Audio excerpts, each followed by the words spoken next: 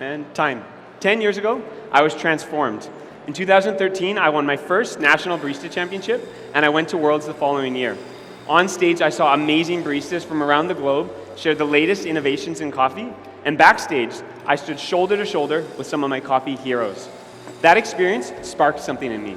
I came back from Worlds with an intense desire to make coffee better, and the last 10 years of my life have been devoted to constant research, which sometimes made the coffee taste worse, but often made something truly delicious. Today, judges, you will taste the culmination of my coffee journey.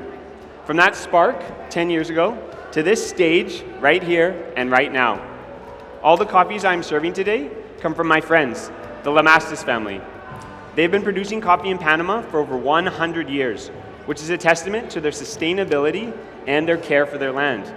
Even after 100 years, they continue to innovate and improve, sharing and discussing new techniques with other producers.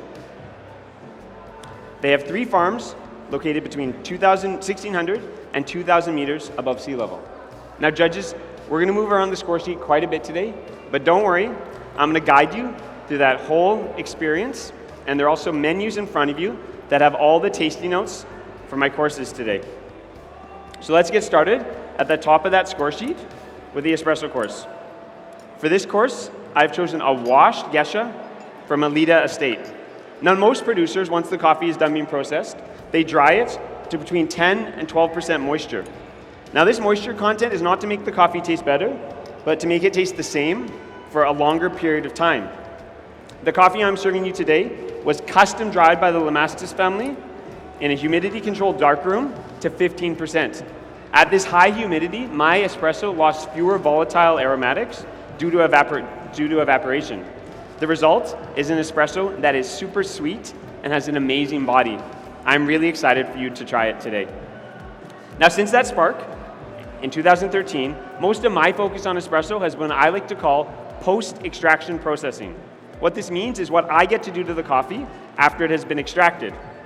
In previous competitions, I have removed carbonic acid with a vacuum sealer, protected espresso with syringes, and today I'm going to combine one of my current post-extraction processes with one brand new one.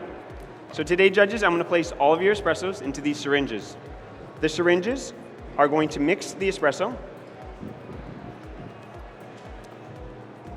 They're going to protect it from oxygen, and they're going to remove carbonic acid. Because they're mixing it, there's no spoon in front of you today, judges. And then here's my new technique. I'm going to place all of your espressos into this water bath.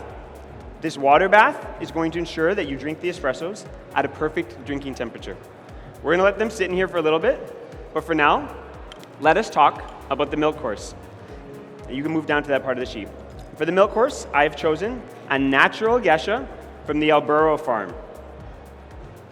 After this coffee was picked, it was placed in a stainless steel tank for 7 days, which has given it an amazing intensity of flavor that is perfect for the milk course. In 2017, I shared my freeze-distilled milk technique with the world. I did this not only because I wanted to improve coffee quality globally, but also because I believe that amazing coffee should be more accessible and affordable for both baristas and homebrewers. All you need to make an amazing milk drink is a jug of milk and a freezer. Since that time, even more experiments in milk have continued, and I'm excited to share my 2023 interpretation of this course, which is a caramelized milk blend. For the dairy portion, I've chosen a lactose-free freeze-distilled milk. Now, I chose lactose-free milk because it contains higher amounts of glucose, which makes it sweeter. But that's not the only reason I chose it, judges. All milk contains some amount of salt. This salt becomes concentrated when we freeze distill because it will melt before the sugars and fats. This means that often freeze distilled milk is a bit too salty. Glucose, however, melts at the same rate as salt and fat. So not only is my milk sweeter, it is also less salty. After I freeze distilled it, I placed it into a 60-degree water bath for 12 hours.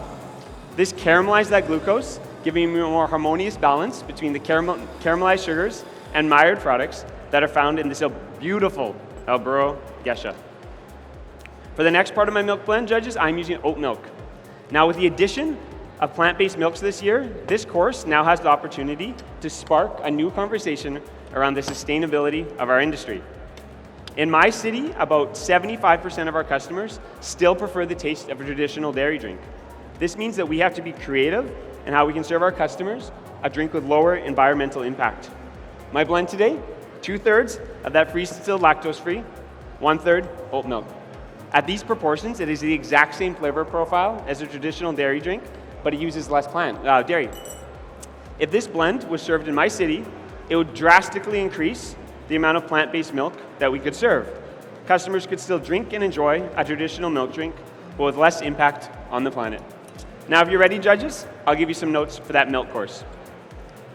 You will taste chocolate ice cream,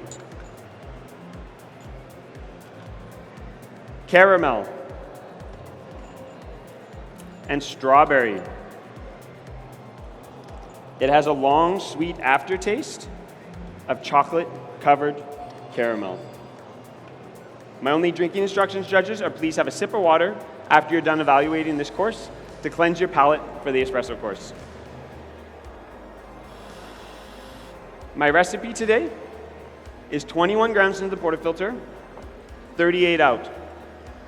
This is where I found the best balance of this sweet caramelized milk and this beautiful, intense geisha. I'll be right back with your milk beverages.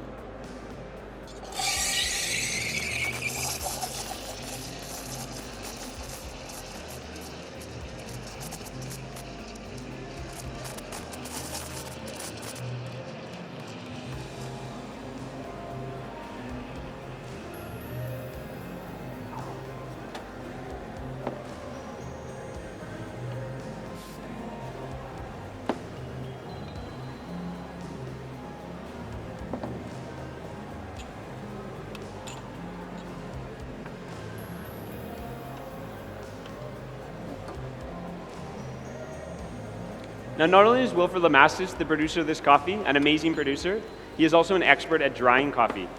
Recent advancements in coffee drying technology have sparked a renaissance in how producers treat their coffee after it's processed.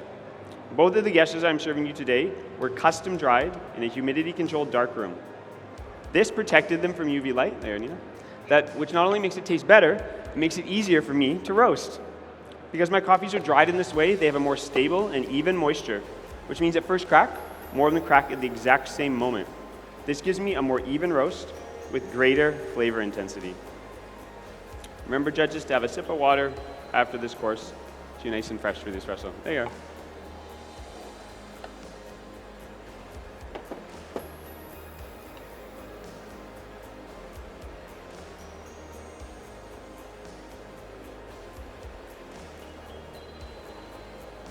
There you go.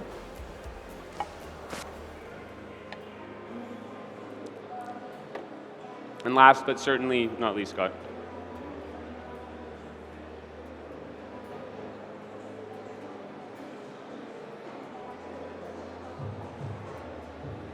There, I'll be right back with some espressos.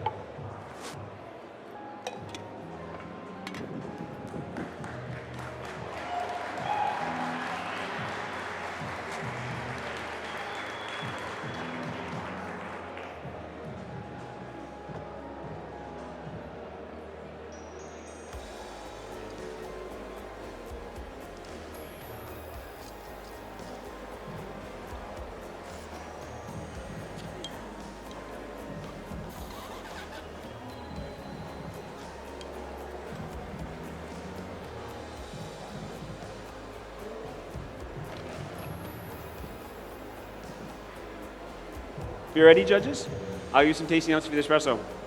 In the espresso today, you will taste peach, pink grapefruit, brown sugar, and a little bit of white flour. The aftertaste is sweet and long and reminds me of candied citrus. By placing your espressos in that 55.5 degree water bath, I'm serving you at 5 degrees of body temperature. This means the best balance and flavor clarity. The body now is medium, and the texture is silky and smooth. This high humidity washed geisha that has been enhanced by post-extraction processing has been a dream of mine to serve for many years. And thanks to the Lamastis family and our work together, you get to taste it. And I'm so excited for you to try it. I'm going to serve you the espresso, judges, and I'll let you evaluate them, and then in a bit, I'll call you over to the other table for the signature drink. There you go. There you go. There you are. And there, Scott.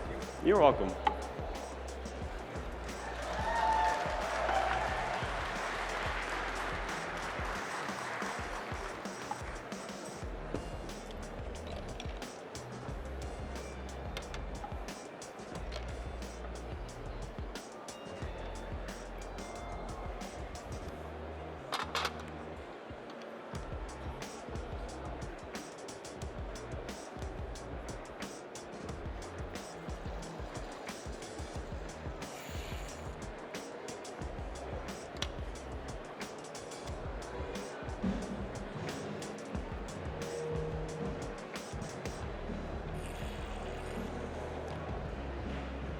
Judges, please join me over on this table. There's a spot for each of you with one in the end. Don't worry about taking too many notes. There is a menu, and I will give you tasting notes again at the end. Today, I have shared 10 years of my life's work to improve espresso and milk course. Some of that journey is illustrated in front of you. For my signature drink, I'm going to use these improved espresso and milk courses as the main ingredients of my signature drink. So I have my post-extraction process improved wash gesha. It was in an ice bath and in a syringe to chill it and to protect it from oxygen. My next ingredient is 12 grams of an Orgeat syrup. Orgeat is an almond-based syrup that made by taking 500 grams of ground almonds, 220 grams of sugar, and boiling in a liter of water for 15 minutes, and then straining it. I chose Orgeat because almonds are related to the same family as fruits as that stone fruit note you taste in my espresso course. Almond is going to combine with that peach note you tasted to give us a new note of cherry. Thank you. For my next ingredient, it is my milk course. I have here the exact same milk drink I served you earlier. I'm adding 1 gram of a 50% malic acid solution. This is going to separate the proteins, which I then strain through a paper filter. This clarified cappuccino represents our transition to more plant-based milks. It also represents the clear vision that our industry requires as we move towards a more sustainable industry. This clarified cappuccino has all those beautiful caramel notes you tasted in my milk course with a renewed clarity and a sparkling acidity. I'm adding 38 grams. It's going to combine with the fruit notes you tasted in my espresso course to give us a new note of cola candy. Finally, I love the florality of this high humidity wash gesha. We lose some of that florality, however, when we roast for espresso, so I'm going to reintroduce it in a special way. I'm going to make a coffee flower cloud by adding coffee flower water to dry ice. I made this water by taking 25 grams of dry ice, 250 grams of water, and distilling it in a tabletop distiller. This coffee flower represents the cross-pollination of ideas between baristas like me and producers like the Lamastis family, and the amazing things that can spark from that collaboration, like this high humidity wash gesha. It's going to act as a perfume on the cups, reintroducing florality to my drink, combining with the citrus notes in my espresso to give us a new note of orange blossom. Finally, judges, I'm going to blend all of it to give it a creamy texture. Then I will give you drinking instructions and tasting notes. I'll be right back.